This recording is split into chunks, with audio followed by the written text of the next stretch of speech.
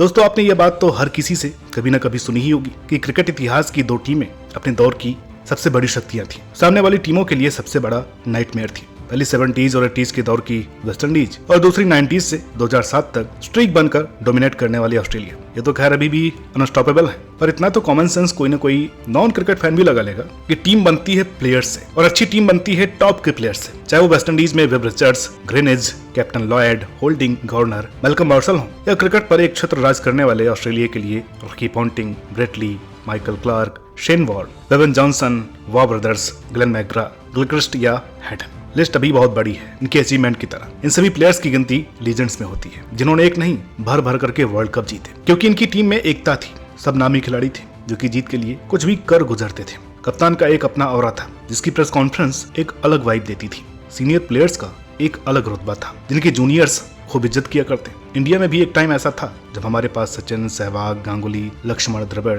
कुंबले, जहीर, श्रीनाथ और फिर धोनी, युवराज, हरभजन, रैना, गंभीर, इरफान का वो दौर था। इन्हें देख करके लगता था कि ऐसे होते हैं देश के लिए खेलने वाले प्लेयर। वो यूनिटी, वो जीत के लिए भर जाने वाले कैरेक्टर, और तो और उस टीम में जो जूनियर सीनियर का समावेश था वो एक अलग ही फ्लेवर देता था इंडियन क्रिकेट को। धोनी को देखकर उनकी जुबान कम पर उनका एटीट्यूड सब कुछ बयां करता था कि ऐसे होते हैं ट्रॉफी जीतने वाले कैप्टन। लेकिन अब इंडियन क्रिकेट में ऐसा कुछ नहीं रह गया है। कड़वा है मगर सत्य है। अक्सर हमारे कई दोस्त कमेंट करके दो ही सवाल हमसे पूछते हैं, और जो नहीं भी पूछते वो भी यही जानना चाहते हैं कि आखिर अब हम क्यों कोई वर्ल्ड कप नहीं जीतते, या हर बार नॉकआउट्स में पहुंच करके दम तोड़ देते हैं, वो भी विराट और रोहित जैसे दिग्गजों के होने के बावजूद। दूसरा, क्या इंडियन टीम में ग्रुप सिस्टम है? और मुंबई इंडियंस कंट्रोवर्सी के बाद तो ये सवाल और आ रहा है जो कि हमारे सौरभ भाई ने पूछा है। तो देखिए दोस्त, इन दो सवालों ने मुझे काफी कचोटा है, मगर अब काफी रिसर्च और एनालिसिस के बाद बिल्कुल ऑनेस्ट होकर हम कुछ ऐसे सच्चे फैक्ट्स लेकर के आए हैं जो कि आपका हर डाउट खत्म कर देंगे। देखिए, ये वीडियो हमारी बाकी वीडियो से काफी अलग है। हम किसी इंडिविजुअल को टारगेट या क्रिटिसाइज नहीं कर रहे हैं,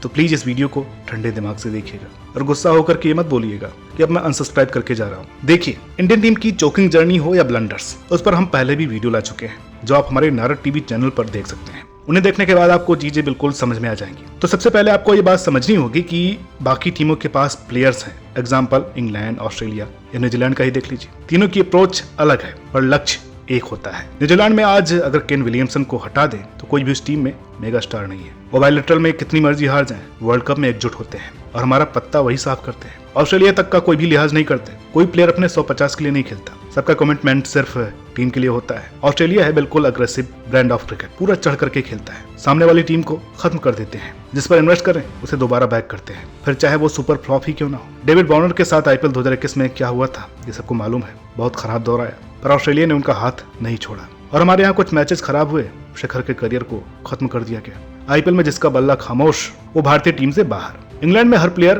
गेम चेंजर है, विश्व क्रिकेट का जाना माना नाम है, पर जब वे देश के लिए खेलते हैं तो एकजुट होकर के, क्योंकि उनमें यूनिटी के साथ साथ क्लैरिटी भी फुल है। उन्हें पता है कि किस प्लेयर से क्या कराना है, और वहाँ के फैन भी कंट्री ओरिएंटेड है। वो अपनी टीम को सपोर्ट करते हैं, ना कि किसी इंडिविजुअल ग्लोरी को। उनके प्लेयर्स भरोसा देकर के खेलते हैं, चाहे 2022 का T20 वर्ल्ड कप हो या फिर 2019 का वर्ल्ड कप या हेडिंगले टेस्ट। बेन स्टोक्स अपने रिकॉर्ड्स के लिए नहीं बल्कि इंग्लैंड के जीत के लिए जान झोंक रहे थे। कभी वहाँ कप्तानी के पीछे क्लैश नहीं होते, लड़ाइयाँ नहीं होती, और तो और वे फ्रेंचाइज क्रिकेट को कोई खास अहमियत नहीं देते, अपने देश के सगे होते हैं। अब जरा सुनिए भारतीय टीम का हाल। देखिए, टैलेंट में तो हम किसी से कम नहीं है, पर हमारी टीम में भरे पड़े हैं सुपरस्टार जो बिल्कुल परफेक्ट है, कभी कोई गलती नहीं करते हैं, या कर लें तो मानते नहीं है। इंडिया पाकिस्तान के मैच से पहले सब कहते हैं कि विराट 100 करेंगे। अब ये कोई ही बोलता है कि आज इंडिया जीतेगा। WTC फाइनल में किसी को इस बात से मतलब नहीं था कि ऑस्ट्रेलिया कितनी घातक टीम है, उनके पास कितने मैच विनर है। किसी को ट्रेविस हेड की शॉर्ट पिच कमजोरी से कोई मतलब नहीं था। हमारे प्लेयर्स तो बस इसी घमंड में थे कि गिल के पास ऑरेंज कैप है, शमी के पास पर्पल कैप है। जब बाकी किसी प्लेयर से कैच छूटता है तो उसके मुंह पर शर्मिंदगी और दुख नजर आता है, पर जब हमारे प्लेयर कैच छोड़ते हैं तो उनके दांत निकलते हैं। और दुख की बात तो यह है कि अब कप्तान का कोई औरा ही नहीं है। मतलब वो बंदा जो टीम का कप्तान है उसे बिना मतलब के ही उस फ्रेंचाइज की कप्तानी से निकाल दिया जाता है जिसे उसने 5 ट्रॉफियां जिताई। पर इस बात पर ढेर सारा बवाल चलता है, कंट्रोवर्सी होती है। चलिए, ये तो थी बात गेम की। अब बात करते हैं प्री मैच और पोस्ट मैच कॉन्फ्रेंस की। मैच शुरू होने से पहले जहां बाकी टीमें साफ सीधी सी बात करती हैं क्रिकेट से रिलेटेड, तो कप्तान पूरा कॉन्फिडेंट होता है, लेकिन हमारा कप्तान कंफ्यूज होता है। आखिरी वक्त तक उन्हें यह पता ही नहीं होता कि नंबर 4 पर कौन होगा।